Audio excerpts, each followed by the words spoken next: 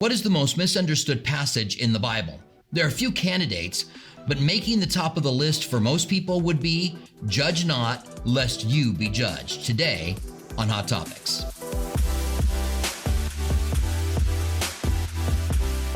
Hi, this is Robert Furrow. If you're new here, consider subscribing, liking, sharing, and ringing the bell so you can get all of our new videos. The comment section is open below. We would love to hear from you. In Luke 6, verse 37, it says, "Judge not, lest you be judged."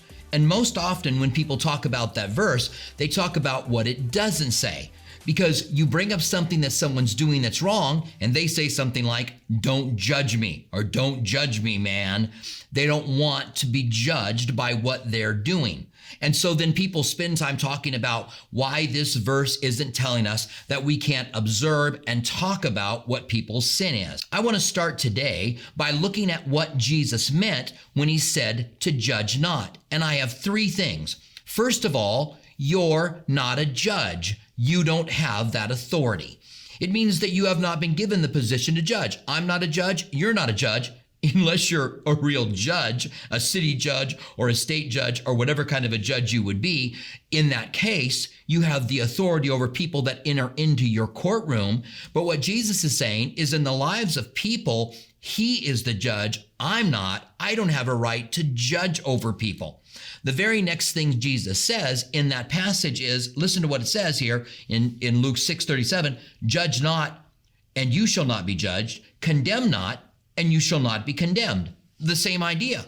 I don't have the authority to condemn anyone. If I condemn someone, it doesn't mean they're condemned.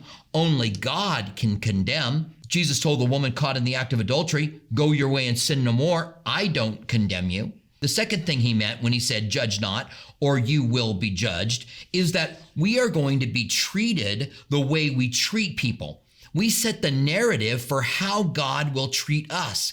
This is not karma when he says, "Judge not," or people are going to judge you, "Condemn not," or people are going to condemn you, "Forgive," and you'll be forgiven by people. That's not what he's saying.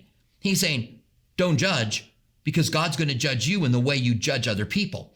In another place, he says, "In the manner you judge, you will be judged." In another place, he says, "We will be condemned by the very words that come out of our mouth." So we want to be careful that we don't have sin in our life, have hypocrisy in our lives, and then judge other people.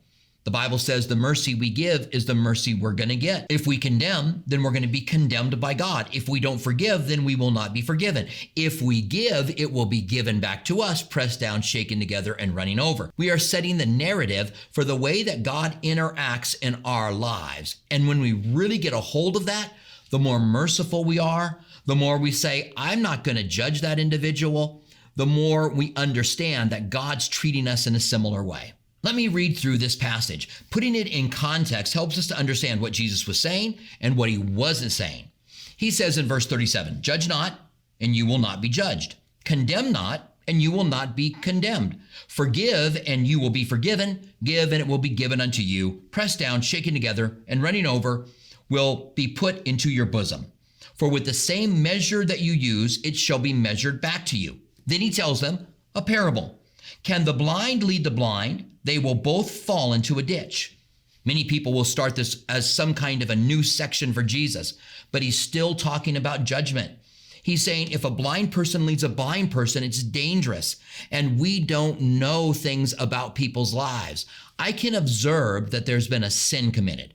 I can observe that someone committed adultery and their marriage is in trouble, or that someone had some kind of severe failure and they're in trouble with the law. But what I don't know is what's going on in their heart. Are they sorry for what they've done? Is there hypocrisy in their lives? Have they truly repented from it? So when I pass a judgment based upon observing some sin in someone's life, what I don't know, God knows. And so the blind can't lead the blind. The third thing that Jesus would be saying here is you don't know what's really going on in the hearts of people. We look on the outward, but God looks on the heart. And that's why it's such a dangerous thing for us to judge. Now listen to what he goes on to say. He says, "A disciple is not above his teacher." This is verse 40. "A disciple is not above his teacher, but everyone who is perfectly trained will be like his teacher." He's saying the way he interacts with people And we see him with the woman that washes his feet with her tears and wipes with her hair, the way he interacted with the woman caught in adultery.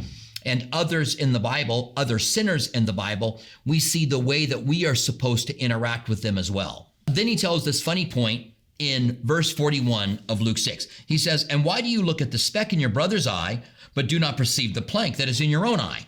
This is what we do. We've got something major going on in our lives, and we can look and see a speck in someone else's life. He says, "Hypocrite, first remove the plank out of your own eye, and then you can see clearly to remove the speck out of a brother's eye." It's not that we're not to help people that have sin in their lives that we've observed. Galatians 6 tells us, "You who are spiritual, go to someone who is in sin and restore them gently, considering yourselves, lest you also be tempted." So we know that we're to be involved in it. But this kind of hypocrisy where we walk around like we're okay, we got a giant plank sticking out of our eye and pointing out the specks that are in other people's eyes, is something that is completely appalling to Christ. Now he continues on in this text, and in verse 43, still talking about judgment, he says, "For a good tree does not bear bad fruit, and a bad tree does not bear good fruit. For every tree is known by its fruit."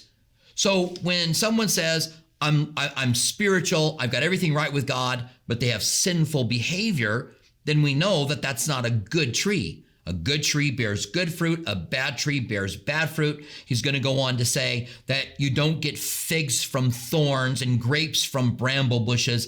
And so we can look at the activities in people's lives and know what's going on. Now that's not judgment. And that's when you approach someone who's got something, some sin that they're harboring in their lives, and you want to point it out because you would like to restore them, and they say, "Don't judge me."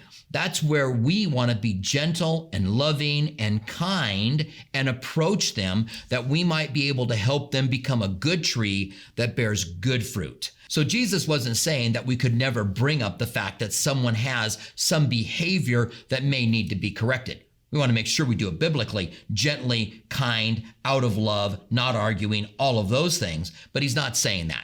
He's saying we have no right to pass judgment upon people because we don't know what we don't know. We don't have the authority to do it. God is the only one who is a judge. And sometimes we just have to go, "Lord, I put them in your hands. I don't know what's going on in their lives, but I know that you do."